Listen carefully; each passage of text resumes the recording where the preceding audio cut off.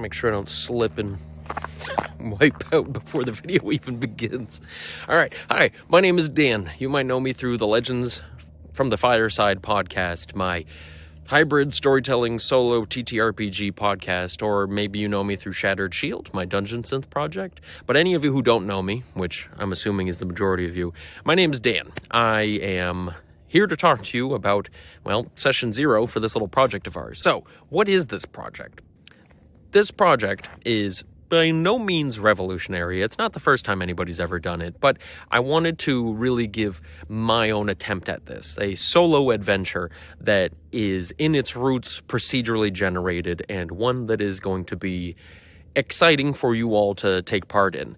When I first started this year, 2024, there was one of those hashtag 365 days of the year projects where it was called hashtag Hexplore24. It was a project where people would record and journal their West Marches style game where it was a 1-to-1 time ratio. So January 1st was January 1st in game. And you would create characters procedurally, you'd create a world procedurally, and you would just sort of play it out and see where you ended up. Again, I maybe went in a little bit over my head by creating a few different parties, and it ended up taking a few hours out of my day every single day for a few months, and it became just a little bit too unwieldy. With the season shifting back to winter again, I'm having this strange desire to jump back into a Hexplore kind of project, and what better way to do it than maybe to share it with all of you? I found that it was probably one of the most exciting experiences that I've had as a dungeon master. I'm a bit of a forever DM, but I found that doing that sort of journaling and that sort of randomly generated gameplay was always a huge bit of fun when I was doing it then. Obviously, projects like Legends from the Fireside, my podcast, if I don't plug that a million times, sorry. But projects like this have really excited me in a way that I can't really explain. I've been playing in the TTRPG space for about 20 years now, and Dungeons & Dragons has always been sort of my home base. But in the past few years, I've shifted my pursuits and my gameplay towards old-school styled games, playing things like Old School Essentials, which is my favorite of the retro clones. And I find that a lot of what makes those games unique is what makes them actually the best. And it sort of speaks to my sense of adventure and gameplay that I love things like the procedural generation, the randomness with things like reaction rolls and all that fun stuff. It just makes for an experience that even as the DM, I feel like I'm playing the game too. And it's not that I'm narrating a story for people to interact with. I'm also getting the experience of random encounters and reaction rolls, things that I don't get to foresee from the get-go of how the orcs will feel about the party, and it just makes for a rather exciting experience overall. So what I'm really hoping to do here is to run through this sort of gameplay with you all and share with you the magic that is procedurally generated solo play. But my hopes in the end is that you will all enjoy it as much as I have. And so I guess now that we've got this out of the way, why don't we talk a little bit about something of a mission statement? All right, I've officially arrived at the mission statement tree.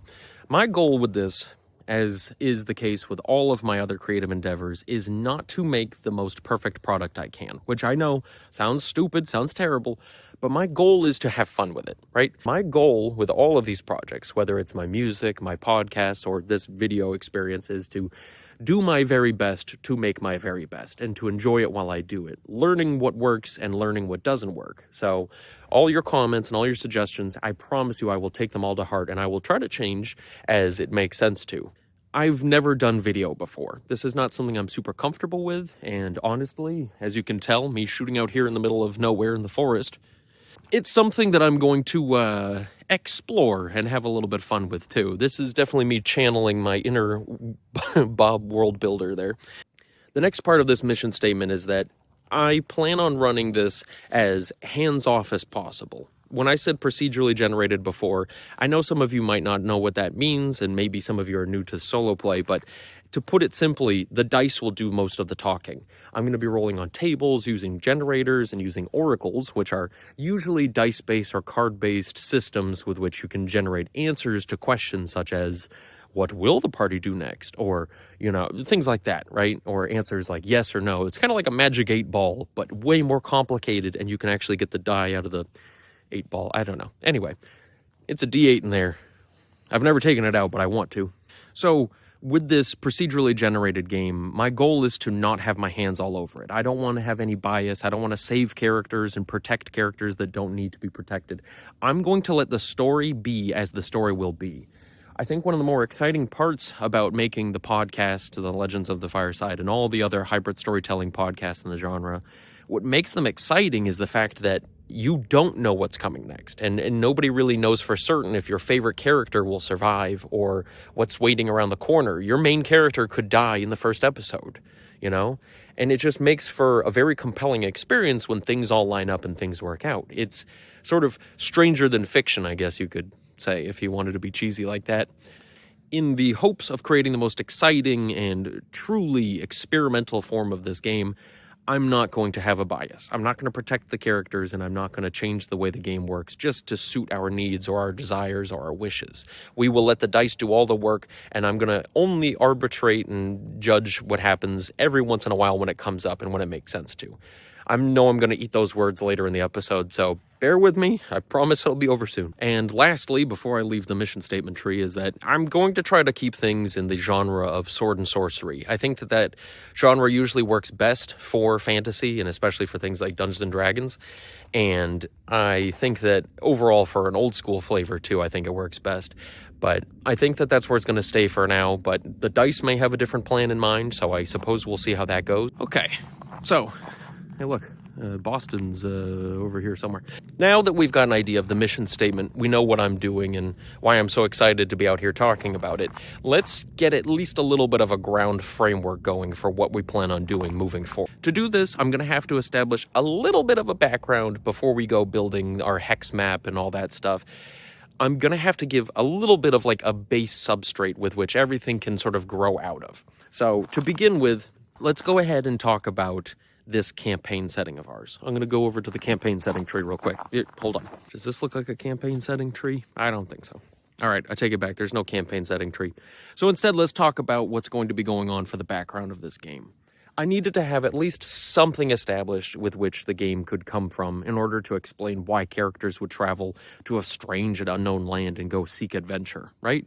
I know that that's the sort of thing we take for granted in the TTRPG space, that characters are willing to just risk life and limb and go out there and explore, but we need to have a little semblance of verisimilitude. I'm not true Gygaxian purist here, but so what I've created is a very loose and rough idea of background, some names, some places, some people, but again, nothing we're married to, nothing that we're going to be actually handling in the future, and really it's just a springboard that we can bounce off of.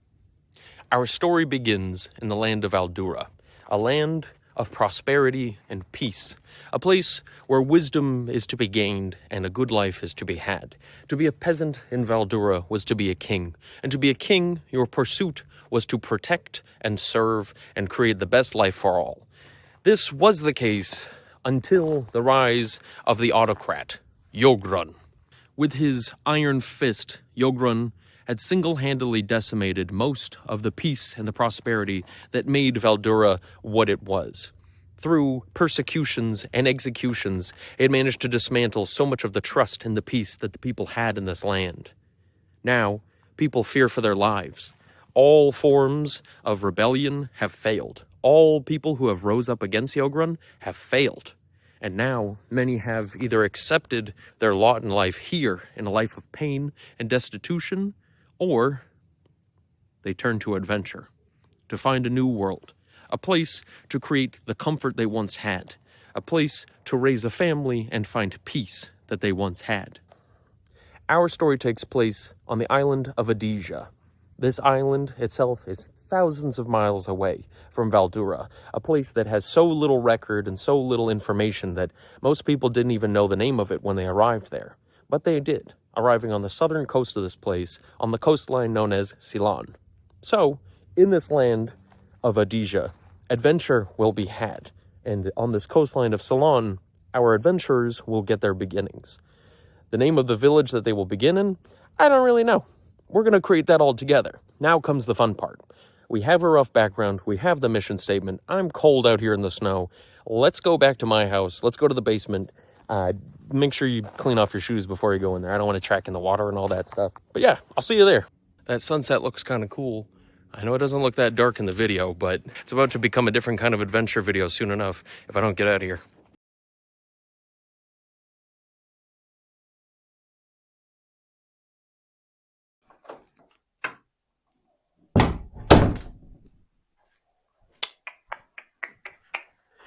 All right. Huh. Huh?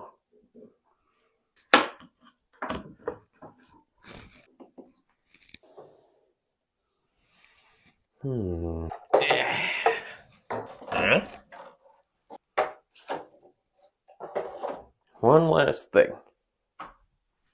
Oh, yeah. Well, maybe that's a little overkill. But not overkill enough. All right. Now that we're here in the basement, we've achieved ambiance. Well, at least I like to think so. This is just kind of what I could scrounge up with the time I was given.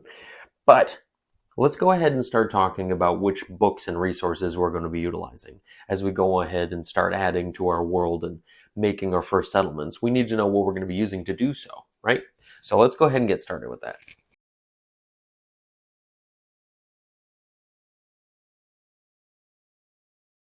Welcome to the table. Being an old school game, I plan on doing a lot of this as pen and paper, but my laptop is on standby right next to me. I'm going to be using my laptop for things like the Google Docs that I use to detail all my notes and catalog things, just to keep things organized. I also have a lot of PDFs of a lot of the books that I don't have on hand on there. Additionally, I'm going to be using physical dice because I'm not a weirdo. Sorry, no shade. I do have some weird dice, D30, D24, but primarily my dice collection is made up of Chessex dice. I know nobody really cares about this, but as a dice goblin myself, I'm pretty particular about my dice. So, that aside, I'm going to go over 3 of the more important books that I have for this whole Hexploration solo RPG game that we've got going on here. So, most importantly, we will be playing Old School Essentials. This will be using the fantasy genre rules, and the book I have here is sort of my go-to book. It's my referee's tome. This one includes rules for advanced fantasy, implies that it's the advanced genre rules. I'm going to be using both the advanced and the basic genre rules just because, more rules, more fun. This will not be the be-all, end-all for our sort of RPG mainframe. I will be including a bunch of other things, such as rules from things like Labyrinth Lord or AD&D as I see fit. Sometimes the rules in Old School Essentials and BX can be a little slim, so I like to augment it by adding in a few other rules for things like, armor and weapons and some additional spells, just to beef things up and add a little bit more grit and granularity. The next book I'm going to introduce is The Sandbox Generator. This book itself can be a little bit silly. It's a really cute little book. There's a lot of fun little illustrations in here. If I can, I'm sure, find one just randomly in here. Yeah, so again, kind of tells you which kind of fantasy's in here. This book is chock full of generators and rules for making everything from villages to taverns to cities to wizard towers and everything in between. There's some good rules in here for dungeon exploration and for dungeon generation, so I'm definitely going to be picking and choosing what I'm taking out of here, but yeah. So, again, a silly book, but nonetheless, very valuable, very important. So now I'm going to go over to my laptop and show you the last of the 3 major books that I'm going to be utilizing. So, come on over. All right. So the next of the books that I'm going to be talking about, and sort of the last one here, is the Wilderness Hexplore revised version. From what I know, this is by Jed McClure. This itself I've used for countless projects, but it's honestly probably my favorite of the Hexploration sort of procedural generation books that I know of, especially when it comes to making things like the Hexmap. This is sort of the be-all, end-all mark of quality in my mind for like how to make this sort of thing.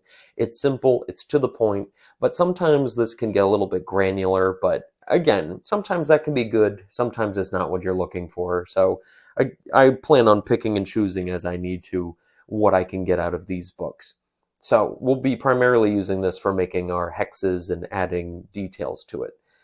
So the last program I really wanted to talk about, or I guess thing on my computer I wanted to talk about, is So the last thing that I wanted to go over on my laptop that I'm going to be including in this whole project is the hexographer program. This is sort of, in my mind, again, the gold standard for making a hex map. I see that a lot of people do things like incarnate, and I use that for certain things too. But when I'm making a hex map, this is sort of the be-all, end-all, in my opinion, for making a quality map. And so I suppose we might as well get started on creating our map for our region. So I'm going to try to be a little bare bones about things, but let's go ahead and make the watery beginnings to the shoreline here. I'm going to go ahead and include these. Cool. So I guess without further ado, we might as well get started on this procedural generation. So join me back over at the table, would you? Let's get started on making this map of ours. I know I had mentioned before that I wanted to create a settlement, and it was going to be a random settlement. I plan now on building onto our hex map a little bit. I created a little bit of the watery shoreline, I guess, that we were talking about before of Ceylon, but let's get into the nitty-gritty of what we're actually making. Normally in the Hexplorer like this, I would let random numbers do their work and I'd have settlements pop up randomly, but because we need a jumping off point for this campaign, we do need to create one. So I am going to forcibly create a village of some sort. But before we create the village, we do have to roll to see what hexes we have on this coastline, and we can see sort of what landscape this first village will be constructed in. So let's roll some dice.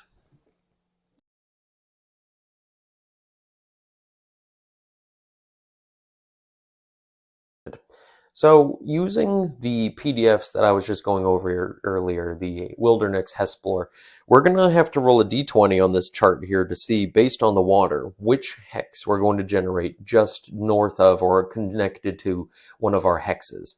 So the hex in question is this hex right here, this first water tile.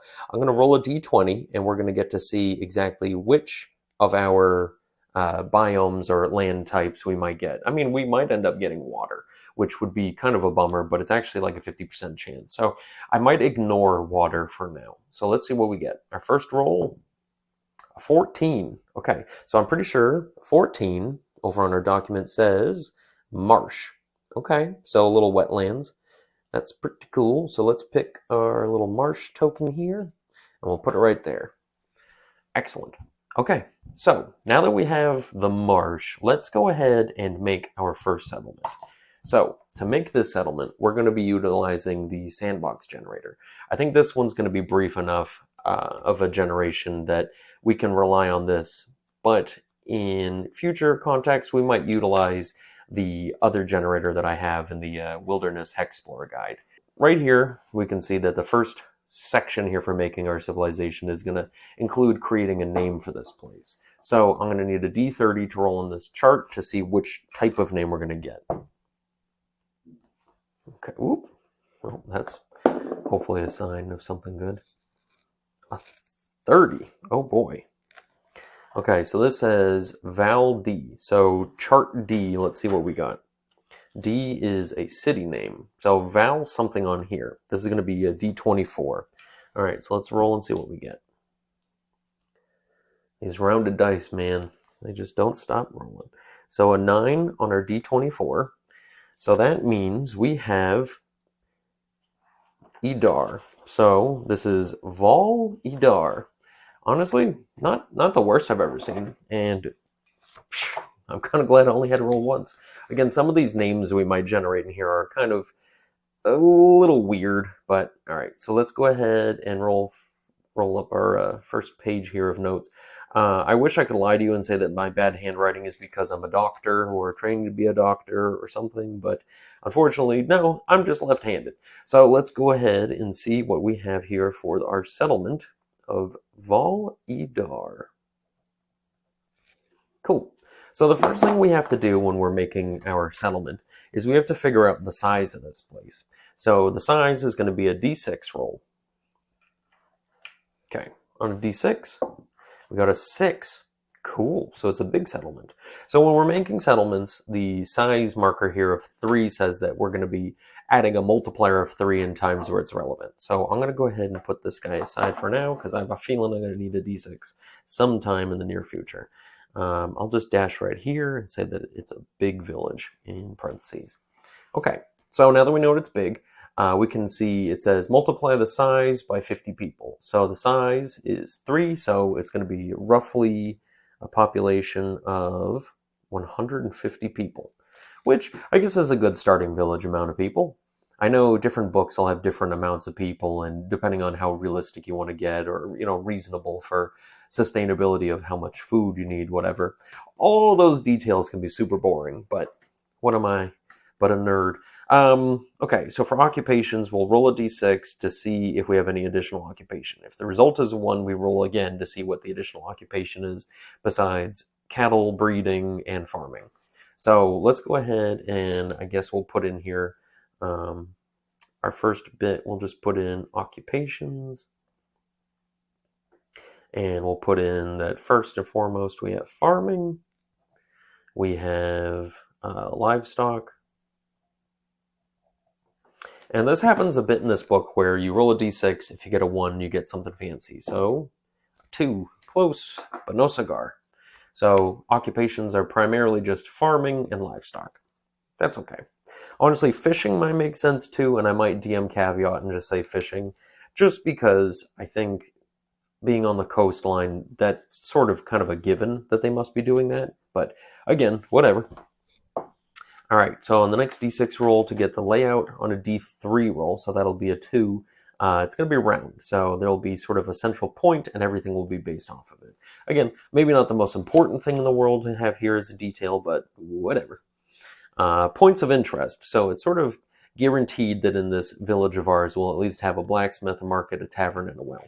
So I'll go ahead and put that in there for now. So locations, we have our blacksmith, our marketplace, our well, and you'll notice I skipped over tavern because the tavern is such an important place. I'm going to go ahead and put our tavern details right here. I know it's kind of a cliche to have everything starting off in a tavern, or a tavern being one of the most important places, but that's doubly true in a game like this. So let's go ahead and leave that guy aside for now. Special locations. We get to roll a d20 for as many times as the multiplier. So 3 d20s, and we'll see what other fancy places we have here. Cool. So let's give it a shot. All right, we've got a 17. That's kind of a hard die to read. Sorry about that.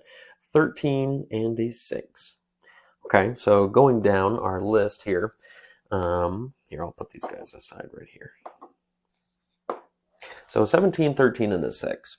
So 6 gives us a castle farm, which that's interesting. 13 gives us a gypsy wagon, and a 17 gives us a monument or memorial. Cool. Interesting. Okay, so for the locations, I'm going to put in here the castle farm, which I'm going to be honest with you, I'm kind of a little bit lost as to what a castle farm is. So I'm going to actually give that a quick Google and see if the internet has anything fancy to tell us. All right, so after a little Google foo, I found that there's a place in Michigan called Castle Farm, and they do lovely wedding ceremonies, so I guess if you're in Michigan, go check it out. But the best that I can make of sense of a castle farm is that it's a very well reinforced farm that essentially has its own like small keep on it. So what I think would make sense is that we can consider this the home of the ruler, as it seems like this will be probably the most important place here. So perhaps the ruler is somebody with a lot of money or something like that, and we can just sort of reason it that way. But again, we'll get there when we get there. We'll make sense of it as we go. So the next was the gypsy wagon, which itself is a very interesting thing. Again, we'll make sense of it as we come along to it. Maybe we'll interpret this as like a fortune teller or something like that. And last is a monument / memorial. So let's go ahead and consider what we've got here for a monument / memorial. Now, the name Val-Idar is very interesting. So my initial thought is maybe this monument is like a large stone that's sort of raised here, and it's going to be coming out of the grasses, and it's got a really interesting pattern on it, maybe some like almost impossible stonework design, and on it it says the name Val Idar. What it means is beyond anybody, but maybe out of respect or maybe suspicions of some strange superstitious stuff at foot, they named the village after Val Idar, whatever the name was on that monument. And I think that works for me. All right, now let's roll up some defenses. We get to roll a d8 for as many, the multiplier there. So we'll roll our d8s, and we got to roll 3 of them, re-rolling on duplicates. All right, we got a 7, an 8, and a 2. Cool. So, oh, sorry, that's not an 8. That's a 3. You know, even the dice are fooling me here. Also, quick side note, I'm actually colorblind, so if you hear me mislabel the color of a certain die, no, you didn't. So let's keep moving. So a 2 on here would be a wooden palisade, and a 3 would as well. So for defenses, we're going to have to re-roll one of those dice. So we'll have a wooden palisade. 7 was one we didn't have to re-roll, and that's a moat. And I guess that in a place that has such a high water level like a marsh, I imagine having a moat and maintaining a moat's not actually that hard to pull off. So let's re-roll one of these to see what we get. All right, I don't know why I decided to roll the one I can't read, but it was a 2, an 8. So an 8 are watchtowers. Okay, cool. That's actually super helpful. I had once tried to reason with myself as to why a place like this would have watchtowers, and I think that it makes sense that because it's so low to the ground with the water level and a marsh lacking a lot of the height that you might anticipate in other settlements, watchtowers are necessary to be able to see over and see what's going on around the settlement. So, cool. Additionally, for guards, we get 1d3 plus 3 multiplied by 3. And that's how many guards we're going to have in the village. So let's go ahead and roll up that. So we get 1d3 plus 3. Cool. So 3 plus 3, 6 times 3, 18 guards. I mean, it makes sense with the watchtowers that we're going to have people looking over the place. And again, I don't really have much of an idea in mind yet for who this head guard would be or the guard captain, but I think that with 18 people, you need to have somebody who's in charge of them. Even if it's not the ruler per se, it might be somebody like them calling the shots and being told what to do by the ruler. So let's now roll for the disposition of the villagers. It's going to be 2d6. Now here's the caveat. It says that on 2 1s, it is a attack on sight disposition. I don't think that would make for a very exciting game to know the party show up and immediately are attacked on sight. Probably wouldn't survive. So I'll re-roll on the case of a 2. A 7. Okay, so 7 implies that these people are neutral.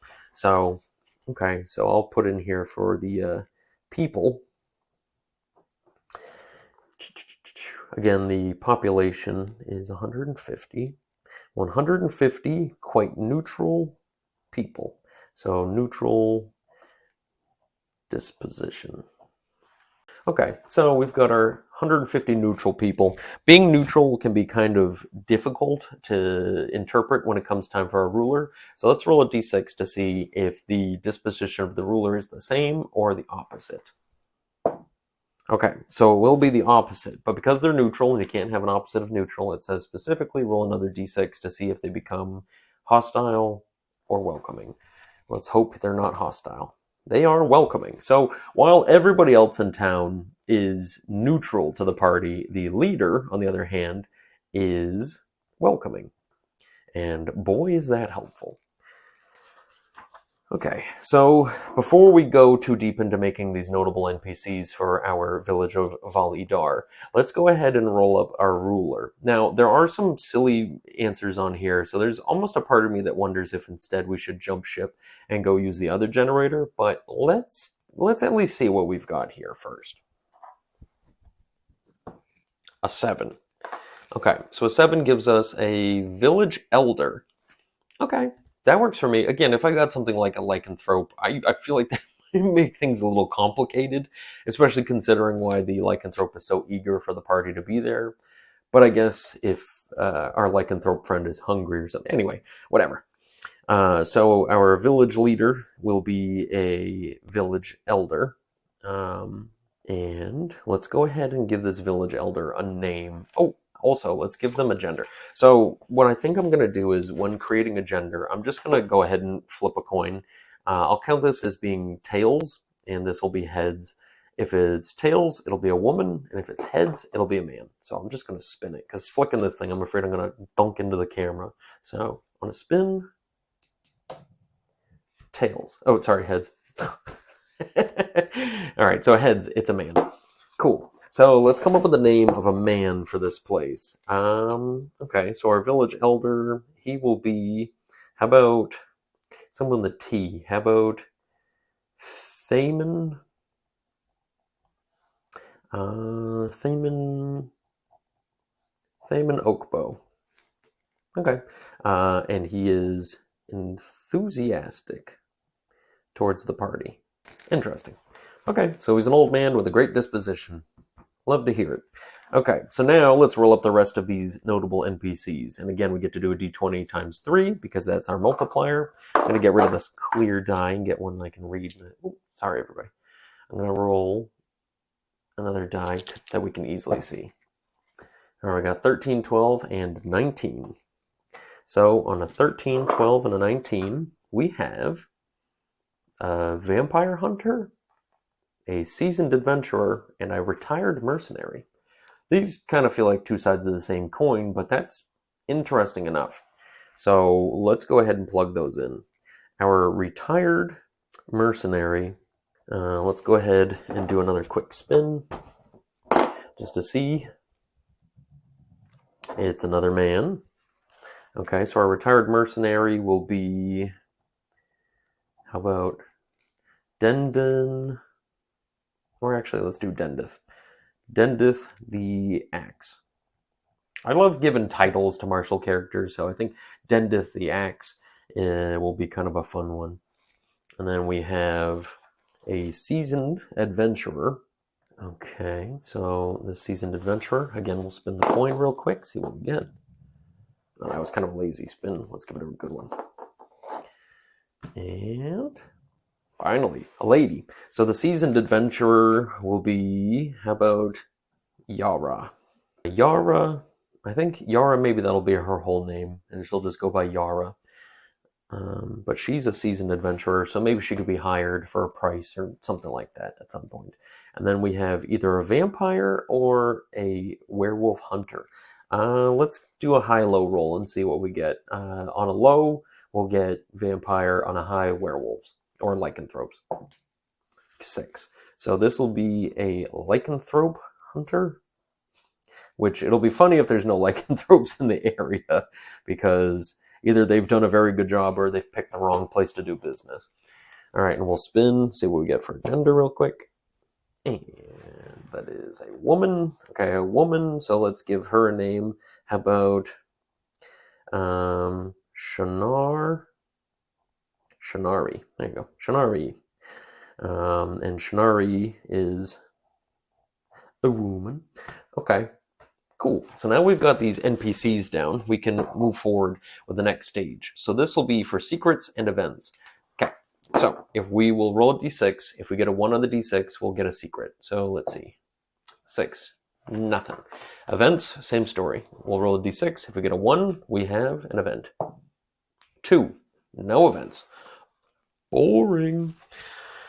All right, so now that we've got the majority of our village complete, it's time to move on to the tavern. So let's go ahead and get working on this tavern of ours. I think, honestly, sometimes taverns can be sort of overdone as the hub of operations here, but I think that when done right, a tavern can be so interesting to a campaign, and they can be a lot of fun to have and very memorable for players.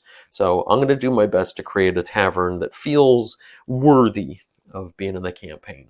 So for the name, we're going to have to roll percentiles and a d30.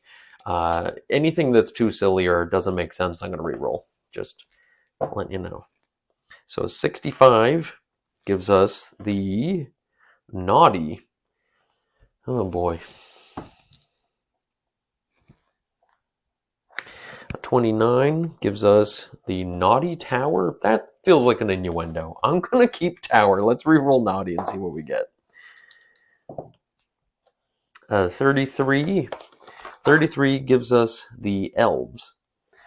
Okay, so maybe this will be called the Elvish Tower. Which, okay, sure. I got no complaints there. So the Elvish Tower. Cool.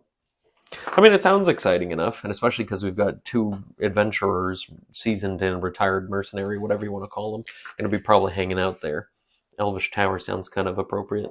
All right, now D24, we're going to get to do it 1d2 times. So on a high, we'll do 2. On a low, we'll do 1. Okay, so 2 details of the tavern.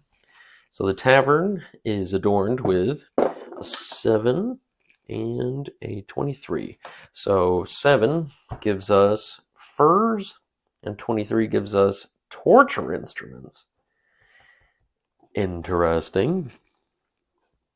I don't really know how torture instruments are going to be in here, but let's give that a go. I'll just write torture tools. I think we'll know what I'm talking about. Okay. Again, very innuendo-y all over here, and I'm very glad we didn't have, the Naughty Tower and have torture tools and furs. This feels like a different kind of tavern all of a sudden. Let's roll up our bartender. First and foremost, let's spin the coin. We'll see if we get a man or a woman just to be the bartender. We get a lady. Okay. All right, so on 2d20s, we'll get our characteristics for this lady. We got a 9 and an 18. Okay, so for the first trait, 9, she is inquisitive, and 18, she's also has a terrible secret.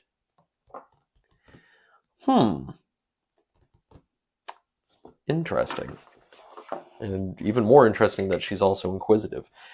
All right, so the bartender, she's a lady. Let's give her a nice name. How about Lila? And how about Lila Rosewater? I know these little compound names are always so corny, but whatever, sue me. So she is inquisitive with a secret. Not just a secret, but she has a terrible secret. Because, it wouldn't be a secret if it wasn't terrible. Okay. All right. Cool. And now servers. We'll roll a d6 to see if there's a common trait among all the servers. If we get a 1, nope, no common. Now let's do one particular server. We'll roll a d20 and see what we get. A 6. Okay, let's see if we get a good one. So for our particular, we have a demon waiting for a prey? Huh. Again, I don't mean to re-roll things if we don't have to, but that seems to mess with the power level of things. As much as I want to give that to the game and keep that there, I feel like I should re-roll it. 17. I was going to say, if I got that number again, I guess I'd have to keep it. But 17 is a student. Okay, so maybe we'll have something of like maybe a sage in training or something like that. Server. Let's go ahead and spin for it, see what we get. Okay, so it's a man. We'll give him a name. How about Omalo? And Omalo is a student. Okay, who knows? Maybe that'll come in handy. All right, now let's roll to see what kind of patrons we've got. On a d12, a 4. Okay, so a 4 on a d12 gives us primarily commoners. Okay, that works for me. And there does come a point in this section where it starts talking about generating what they're making for food and etc. And I'm really not too concerned with rolling up what kind of appetizers they have here to offer. So we might just skip that. But rolling now for a specific customer, a d20 roll. 19. 19 says a traveler. Well, I suppose they're all travelers, so it's kind of not too interesting, but, just for the sake of curiosity. Let's roll again and see what we would have gotten. An 18 would be 3 goblins in disguise. Again, DM's fiat. I'm going to go ahead and get rid of this traveler one. That makes sense that there'd be a lot of travelers, but the idea of having 3 goblins in disguise kind of makes me think of 3 goblins in like a trench coat, which I know maybe isn't the most serious thing, but it also seems like, because they didn't specify, well, I guess they did specify goblins, we could make the argument that it's like hobgoblins or something, and maybe they're disguised as travelers or commoners or something and doing some sort of intel. That feels like the kind of thing that could come up later on. And not to mention, goblins are kind of usually regarded as kind of stupid. So maybe it's the case that these goblins are somehow in a concerted effort able to do all this thanks to having some powerful leader directing them or something. So this feels like this is a quest lead waiting to happen. So let's go ahead and move on from our strange goblin. All right. So again, things like entertainment and activities aren't super important to me, the menu, etc. But this table, on the other hand, feels a lot more important, our rumor table. So let's roll a d20, and we'll see what we've got for a rumor. So a 9. 9. Oh, see, this is what I'm talking about. 9 goblins are scheming something. But here's the funny part. Now we can roll a d6, and depending on what we get, it'll tell how truthful it is. Okay, so 1 is true. Yeah, I mean, I would think they're scheming something, because they're already here. Again, this is kind of the beauty of a procedurally generated game, is like, I know I kind of flubbed the dice a little bit to get the goblins in a trench coat, but I didn't flub the other one to get the goblins are scheming something, So again, this might become relevant, it might not. And it's true, so I'll go ahead and put that T right there. There's a part of me that wonders if we should do another rumor, but I think we might have more rumors pop up just naturally based on whatever we get. All right, so again, now we're going to move on to things like the sign, and that's not super important to me for right now, so I'm going to go ahead and put this away, and we'll move on to the next stage of this whole project. So now we have Validar, or Validar. In any case, we have our starting village, and we've got at least one rumor, something that we can go off of to start our characters off with. But unfortunately, we do need to work on building the world around us. We do have at least one tile made now, and my goal is, in order to make sense of the people having been here for as long as they have, is we're going to include a few hexes around that starting hex and a row beyond that. We might run into some interesting locations or landmarks or what have you, and if we do, we'll note them, we'll jot them down, but I think it only makes sense that if people have lived here long enough to build a settlement, an entire functioning tavern, and to have 150 people here with jobs, it would seem that they've traveled at least 12 miles outside of the safety and confines of the area around them. So with that in mind, each hex being at least 6 miles, let's go over to our hex map and let's start rolling up what we're going to have for our landscape. Now that we have our settlement of Validar labeled on our hex map, we can start adding in the rest of the hexes. Now, in my mind, I'm just going to take out some dice to show you what I'm talking about. Speaking logically about the area, if our home base here is this d20 in the middle, I find it hard to believe that if each one of these individual dice is a d6, a d6, if each one of these is 6 miles, then I find it hard to believe that if people have been here long enough to set up a whole community, it would make sense for me to say that they would have traveled at least 12 miles out. Somebody would have had to in order to see what's going on out there. So when I'm generating this map, I'm not going to just leave it with the single individual hex in the middle, and instead I'm going to build out a couple outward, like 2 hexes out from the center point all the way around. We'll see what that gets us, and we'll see if we find anything interesting out here. So starting from our main spot on the water, we'll start building from the water using the Hexplore guide. So I'll roll a d20 now, and based on what we get, we'll see if we have to add anything else. Build off from that water and see what we get to add for hexes. Now, I'm going to roll a d8 with everything that we're rolling. In the Wilderness Hexplore guide, on a 1 on a d8 roll, when we're building these new hexes, we'll get a point of interest. So let's see what we get. So lo and behold, not only did we get a 1, but it's built off of water. So let's go add that to our map and let's go see what kind of interesting feature we've got here. So using the Wilderness Hexplorer Guide, I'm going to roll a d12 and see what we have on the table. It says specifically that if it is in water, you can argue that it's sort of on the coastline if it doesn't make sense otherwise. Now a 3 implies a lurid layer. So let's go ahead and get this detail right here. Now this is nice because this is right next to the settlement. So these guys might be an actual problem that the party get to deal with. Or it could be an extra overpowered, terrible thing. And we'll have to deal with it. And by deal with it, I mean die a terrible, crushing, horrible death. But that won't happen. Not to our adventuring party. Alright, so now that we're here at our layers, let's go ahead and roll up what kind of layer it is. It would be interesting if it was a dungeon, I'm going to be honest with you. So on a d8 roll, let's see what we get. An 8. An 8 is a crevice. That's interesting considering it's on the water's edge. So maybe it's like a rocky outcropping here on the shoreline, and there's a crevice that goes inward. So let's go ahead and write that in. Now, this table is probably also going to generate one main monster that inhabits the place, but I'm going to treat it kind of like a dungeon if we do explore the place, meaning that it's not going to necessarily be just one thing. It could just be one thing, depending on the size or what kind of monster lives inside, but we'll cover that when we get there. For right now, let's talk about this here crevice. So we're going to roll a d6 now to see what the occupation status is. With a 5, that implies that the layer is fully occupied. So I'm going to go ahead and jot that too. Now that would mean that if it is like a traveling or roving monster, being fully occupied means that if we get, 30 of a monster in the total clan, it's not going to be like, oh, 15 are out, 15 are in. They're all in right now.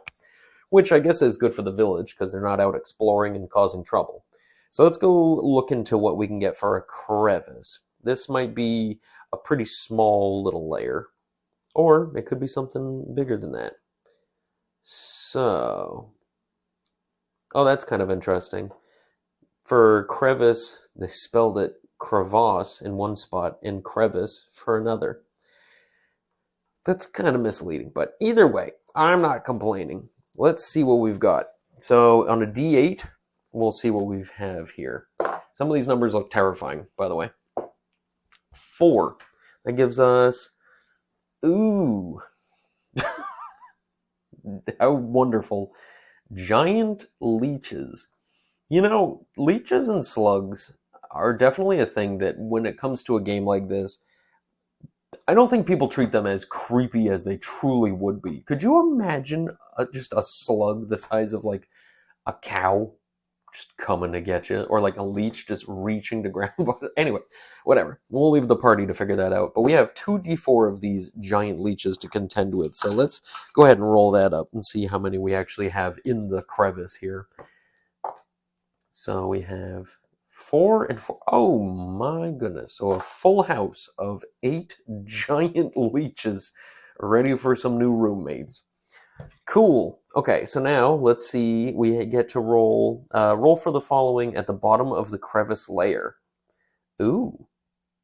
Okay, so depending on what we get, we're going to have to go back to the ruins and relics table. But if we get a 1 on the d6, we don't get anything. And after creating that village and having no secrets, no events, no nothing, if we roll a 1 on a d6 now instead of then, I'm going to be a little bit miffed. Okay, 3. 3, let's see.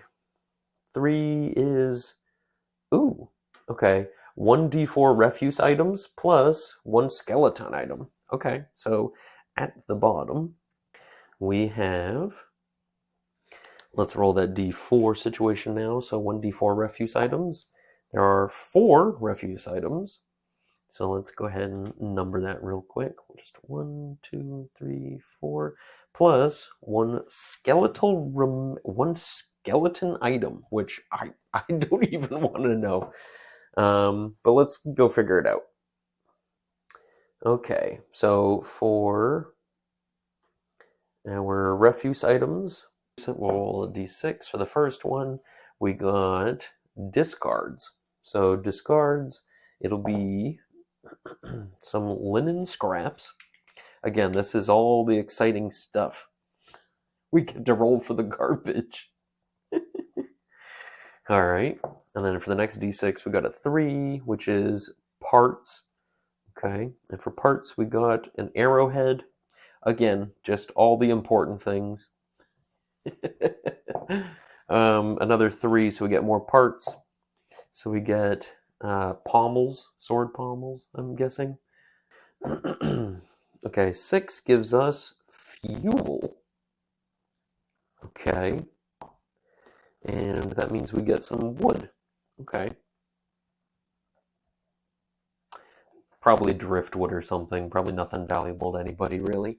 And now we get to roll for our skeleton that we find. All right, so the skeleton could end up being colossal. So let's see what we get. Oh, nope, it's small. Okay. The skeleton is a gnomish skeleton.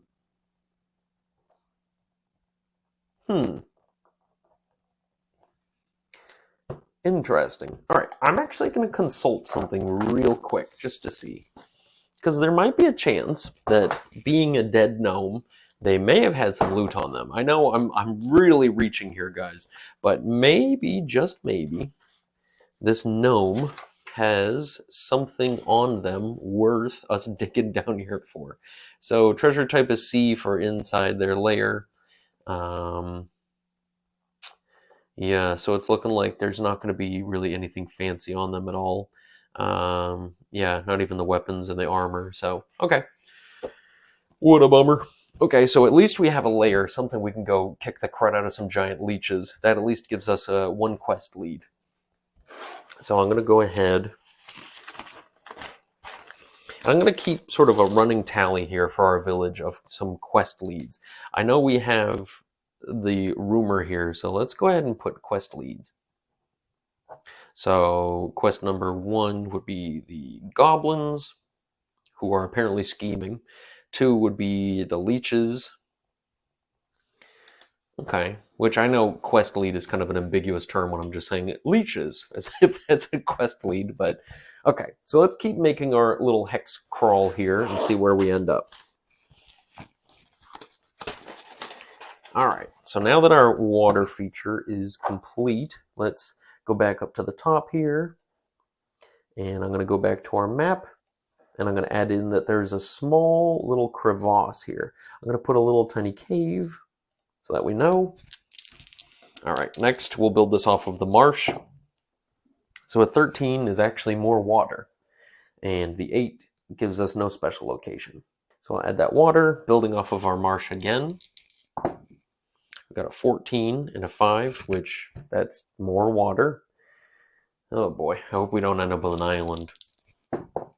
Now building off of there, we got a 20 and a 4. So 20, that could be exciting. One would hope. And off of a marsh, a 20 is hills. Intriguing. Okay. So again, we didn't get anything of a special location off of the hills with a 4, but that's still interesting enough that we got something a little different. This time, let's roll off of a hill and see what we get, which sounds like a terrible bit of advice. Don't go rolling down a hill. With a 2, we didn't get anything fancy. With a 7, no special locations. And a 2, the hills continue. All right. So as I said before, I'm going to continue building that second ring around here. So let's see if we get anything interesting. I'm going to base this off of water. And with a 17 off of water, 17 off of water gives us mountain. Intriguing. So across the water, it would seem that there's something of a small mountain, only 6 miles across by the water. So I'm imagining the fishermen probably have a pretty good ability to get over there. But it doesn't look like right off the top there's anything interesting happening there. So let's keep rolling and see what we get. Okay, oops, that was a 19 and a 6. So again, the 19 gives us, based on the mountains, a forest, but the 6 gives us no special location. So I'm going to go ahead and add forest here. This next one I'm going to base off of water, okay? So let's roll our D20 and D6, or D8 rather. That's more water and nothing fancy. So it almost looks like we've created sort of a pair of islands, you know? Again, we're going to have to base this next one off of water. Ooh, a 20 and a 1. So off of water, that gives us mountains again. But this time there's going to be something interesting over here. So let's see what we get. So off of a d12, we got a 4, which gives us another layer. Okay, that's cool. Again, we might get our dungeon, so let's... I don't want to say hope, because dungeons can be kind of terrible, honestly. Okay. Let's roll a d8. A 3. So let's roll for our next layer. Write this down real quick. In our layer, we have burrows, which, again, makes some sense because we're in the mountains, I suppose. And now we'll roll a d6 to see how occupied it is. 6. So it's fully occupied. So burrows, fully occupied. But who lives in the burrows? All right, so d8. Ooh, this is interesting. Oh, see, I like this. Not only on our list does it say that there could be a giant hive, which is kind of terrifying, a tunnel hive, also terrifying, but glowworm cave, a civilized burrow, that could be a hobbit hole. Or sorry, not a hobbit hole, a halfling hole. So let's roll a d8 and hope for something cool. A 5. 5 gives us the glowworm cave. Ooh, fully occupied glowworm cave too. Okay. All right, so there's a lot of information here about what the place actually looks like. And, I don't want to dive too deep into this, but I suppose we can roll real quick just to see what we get for our denizens. Because this place is fully stocked. Let's roll a d6 and just see who's inside of it. A 3 gives us, holy cow, 1d4 plus 1 owl bears. Okay. All right, so this is not a cave we're going into anytime soon. 1d4 plus 1, and we got 4. So 5 owl bears hanging out in the glowworm cave, and it's fully occupied, so they are definitely in there. Oh boy. Okay, so let's go ahead and roll up the tunnel just a little bit, so it's going to be kind of gigantic, to be honest. This is going to be 6d6 feet wide and 6d6 high. And this is a cave, so I'll start rolling this in groups of 2. So 4 plus 9 is 13. Okay, so 18 feet wide. Which I guess, being the home of a group of owlbears, it'd have to be pretty huge. So 8 plus another 8, 16. Okay, so by 21 high. The overall depth of this place is going to be, passages are 1d6 times 10 feet long, so 50 feet long. Wow, this place is honking. And these tunnels lead to 1d4 individual caves. So let's see, we got 3. So there will be 3 individual caves, and the caves themselves are 2d8 square feet. Oops. So 9 square feet each, which I guess is not really that much. I don't know why they say 9 square feet, but I don't know. I'm not here to judge. Okay, so it says, and the glowworms infest the walls, giving light. Okay, so that's at least interesting. If I can say anything, the glowworms are interesting.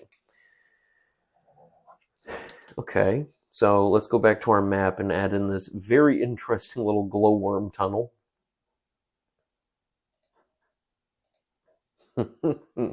Okay, so now let's continue building our map. We'll roll another d20 and a d8. We got a 7 and a 19 off of our mountain, which I think a 19 gives us forest, but I'll double check real quick. Mountain, yep, forest it is. All right, at least this connects over and we don't have just a series of islands out here. That would kind of suck. Now we've got 2... Yeah, we've got 2 of these tiles left, so let's hope we can get some bangers. A 7, and then rolling on camera. Rolling uncocked on camera. 12. based off of our forest would be, I think, plains. Forest to plains. Yep. That's how you know I've done this for too long. All right, roll one more, see if we get something else interesting. And, ooh, yes, I was so looking forward to something like that. Let's hope it's not just another cave, but we got another forest. And this forest, or sorry, plains, and these plains are separated just by a series of hills from our starting village. So let's roll a d12 and see what we get here. This could be very interesting if we get something exciting. All right, we got another lurid layer. I don't mean to be this person. You know what? Let's keep the layer. Let's keep the layer. I don't want to go ruining this with all my input. So we got a lurid layer, and we'll see what kind of lurid layer we got. Okay, so on a D8, we got a shipwreck in the plains. I'm going to re-roll this one. Ooh, this is what I'm talking about. A 1 is a dungeon. Interesting. All right, so let's see how occupied our dungeon is. A 6, fully occupied. They are open for business. This feels like another quest hook. Let's do this. Okay, so our dungeon, we're going to roll for the dungeon encounters. I feel like that's kind of backwards. Let's go ahead and roll for the dungeon type first. Oops. On camera, a 1 gives us a giant-sized dungeon. Interesting. Okay. That's very interesting. I wonder if this was a place that was owned by like ogres or actual giants or something. Everything. And we're going to remember that this place is giant-sized, and we're going to treat it like that. But we'll fill in all these details when we actually get to the dungeon and start filling it out. So, excellent. Okay, I'll add in a marker on our map for this dungeon in the plains.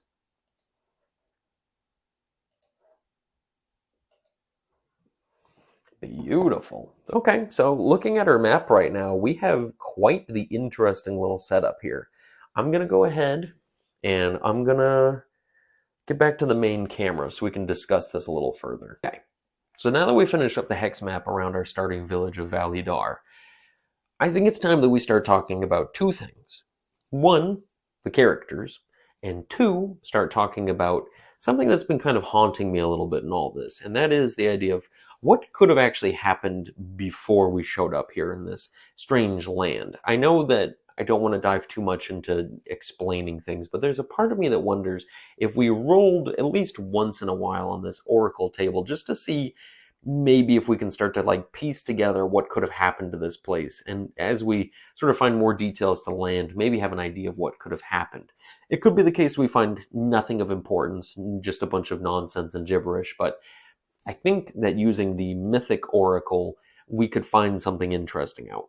So I'm going to go ahead, I'm going to roll real quick on those tables, which, put simply for solo play, we'll be rolling 2 percentiles, one for a subject and one for an action. And using these, we'll be able to generate some sense of maybe what happened, or some motivation or something. Depending on what we get, we'll have an idea of what's happened. And I'll get back to you in 1 second. Like I said before, we're going to be rolling our 2d100s and seeing what we get in our oracle. So let's roll them right now, and we'll see how that turns out. Again, this might not make sense now. It might be something foolish, or maybe it's not actually going to end up going anywhere. I just feel like this might be a good place to sow our first little seed of moving forward. So 43 for the first number. And the other number will be a 51. Okay, so I'm going to go consult that real quick. All right, and we're back. So I wrote in the numbers that I had from the mythic oracle here, and sometimes what I'll do is I'll cheat a little bit and I'll flip-flop. So I'll do 51 on this table or 43 on the table for the action and the subject, and I'll kind of swap them and see what I get. So swapping the numbers for 43, 51 between the two tables, I got imprison jealousy or overindulge competition. And as soon as I heard imprison jealousy, that kind of spoke to me a little bit about what maybe had happened to this place to bring about the end and bring about this age of ruin where it seems like there's nothing going on around here. So, imprison, jealousy, again, maybe it doesn't come up in the future. Maybe it's not that important. For right now, though, let's just pocket this away and maybe it'll make sense in the future. Okay, so now let's get on to making our characters, shall we?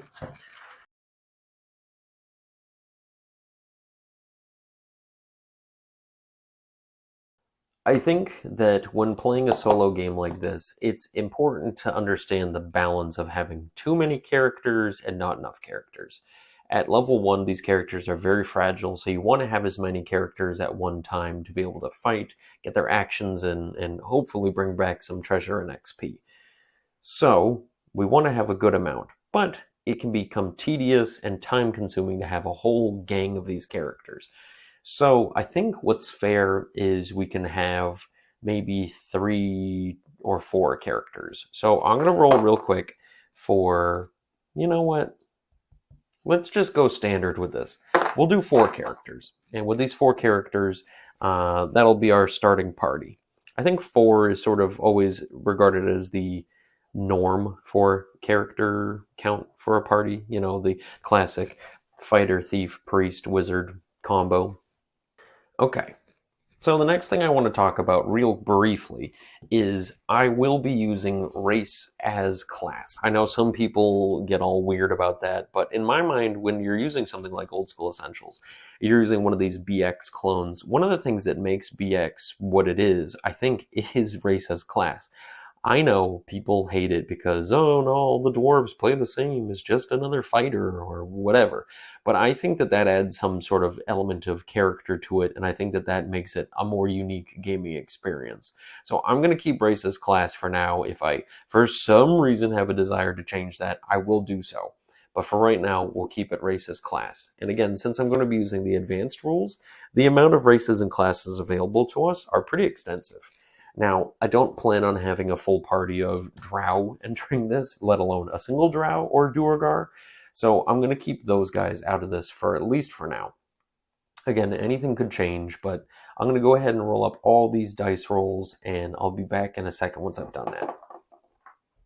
Just a note, I will be doing 3d6 straight down the line. Such is tradition, such we will do.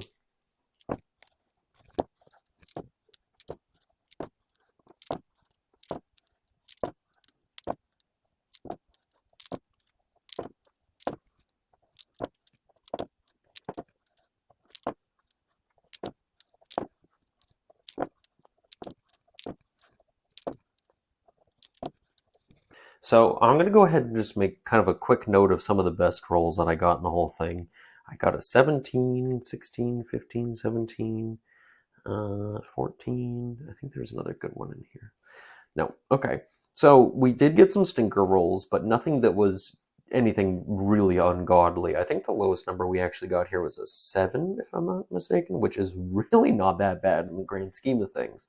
Overall, for strengths, we got 116 in strength, which is very impressive. As far as dexterity goes, we don't have anybody that's screaming to me of a thief or anything like that just yet.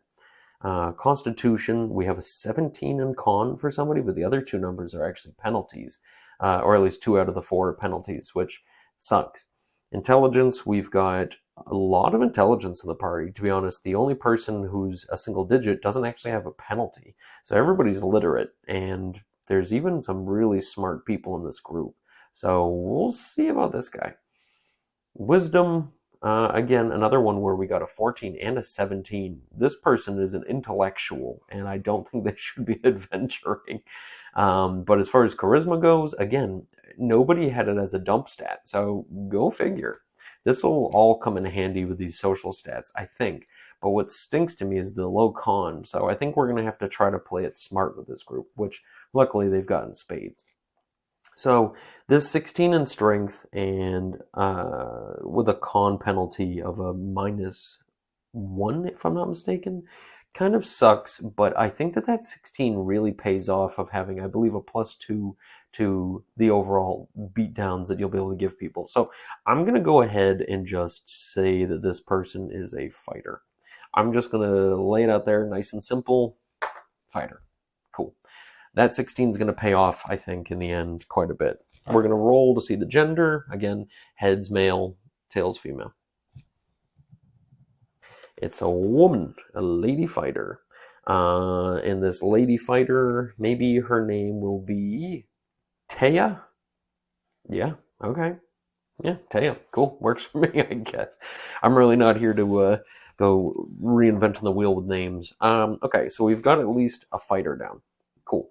The 15 and the 17 lead me to believe this person would make for a really good wizard with that high intelligence score, but that 17 in wisdom is also pretty tank, and a strength of 13 kind of implies they'll be able to hold their own. So there's a part of me that thinks a cleric would be sweet because they can get in melee and back up our fighter Taya. So I think we'll designate this person as a very intelligent cleric.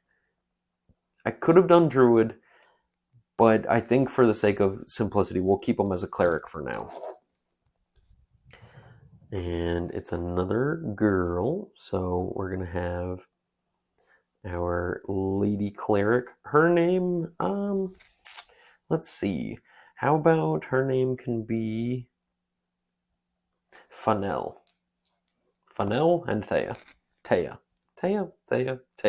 and Funnel. All right, so now we've got a couple of interesting characters here with a wisdom of 14 and a charisma of 13 and a sort of weak strength and a sort of weak intelligence, but a really honkin' constitution score. I think, honestly, let's go ahead and just nail this person down as a thief. Worst case scenario, this thief is going to last a little bit longer because they're really decent constitution. Let's keep things simple. Let's, at least for right now, this party might not even survive all this, so let's go ahead and just keep it simple for now. Again, spinning for gender. And it's another woman. Cool. So, with the F, how about her name will be Zion? Yeah, okay, Zion. Sure, whatever. How about we call her Zion the Sneak? Cool. Titles. Everybody loves them. Now, let's go ahead and roll for the last person. Well, I guess we gotta probably make sense if we chose what they are first. I'm thinking the charisma of a 13 and the intelligence of a 12. We do want to have a magic character somewhere in here. And overall, I'm not terribly mad at the scores they have for being a magic user. So let's just go ahead and toss them in as a magic user. Okay. And let's see if we've got all girls. And yep, all girls. Cool. This magic user, I'm sort of kind of running out of names to come up with on the spot for all these women. So maybe her name will be Barine. With 2 eyes, because why not? So Barine, the wizard or magic user, I guess in this case. I'm gonna also do something that I do sometimes in my solo games that might seem a little kooky right now, but I'm gonna roll up for alignment. I don't think alignment is going to be the be-all, end-all for these characters, and I really think it's kind of sad when people don't understand that alignment is descriptive and not prescriptive. This is sort of just setting aside what actions or predispositions they might have. Because I want to be fair and unbiased, I feel like every one of these characters' ethical decisions would probably be based on my own ethical decisions. So having at least a starting off point, I can at least inform an oracle based on how they have behaved in the past to how they might behave in certain ethical situations for the future. So, all that explaining in mind, I'm going to roll d6s for alignment, at least on the goodness versus evil. I'm going to suggest that a 1, a 2, or a 3 will be good, a 4 or a 5 will be neutral, and a 6 will be evil. So let's do that at least across the board first. So a 2, our wizard Barine will be some element of good. Zion will also be some element of good. Taya will also be an element of good. And our priest will be good. Okay, all right. So now for our other side of the coin here with our axis of law versus chaos. I don't interpret chaos in the classic edition's version of chaos where that's kind of the stand-in for evil, and instead I interpret chaos as being without bonds or somebody who breaks promises, somebody who breaks rules, somebody who lives chaotically without having sort of a hard background behind them or a hard, uh, chaotic, whatever. So 1 or 2 is law, 3 or 4 is neutral, 5 or 6 is chaos. All right, roll that on this camera. We got a 3, so that's neutral good for Barine. Zion the Sneak will be chaotic good. Makes sense, she's a thief. Thea the Fighter will also be neutral good. And Fennel will be chaotic good. As a priest who's chaotic good, that seems like that might come from their religion. So we'll deal with that in 1 second. But first, let's go ahead and roll up a magic spell for our magic user. Okay, so starting off as a magic user, she's going to begin with just one individual spell. Our first level magic user spell list includes 12 possible options, so I'm going to roll a d12 real quick, and we'll see what we get. I got a 4, which is Hold Portal. No matter what I do, I feel like Hold Portal as a spell follows me everywhere. But honestly, I've seen some really interesting uses of Hold Portal, so I am going to hold my judgment on the spell until we see it used and fail, or them die because they didn't have something better to cast. But Hold Portal is one of those creative spells that might really help us out in the long run.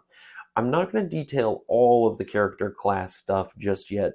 I will quickly put in for their HP, however. The wizard Barine will have 3 HP because their 8 gives them a -1. Our thief has a 17 in con. Our thief actually gets a +2 to their hit points. And because they only have a d4 as a thief, that actually bumps them up to a 6, which is pretty impressive, all things considered, for a thief. Our fighter has 8 hit points to begin with. I am going to be doing maximum HP to begin with because, as much fun as it would be to roll up random characters every single time somebody got hit, I think starting at maximum HP is a very simple affordance that helps make this all a much smoother process. So, starting off with a d8, our fighter with a 7 will get a -1, so that brings her to a 7 HP total. And our cleric starts with a 6 as well. So the cleric with no bonus will only have 6. So overall, not the worst HP I've ever seen. I feel like a wizard with 3 makes sense. I've heard of that before, so cool. Now, let's roll up a deity real quick for our cleric. I found a guide online on some random website, and I'll give them credit in just 1 second. But I'm going to go quickly roll on the table and see what we get for a god. All right, so I'm back. I was just over at the Coins and Scrolls blog spot, if you guys want to go check that out. They had some very interesting things to roll up on the tables, but what I got for our major theme here was war, and the secondary domain was storms. So wars and storms, very harsh things for our cleric to be worshipping, but who am I to judge? So let's go ahead and fill out for the god, which we don't actually have a name yet, but let's go ahead and do this.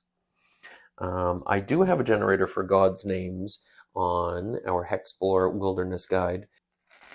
All right, so on this table, we're going to be able to roll to see how many syllables the name has.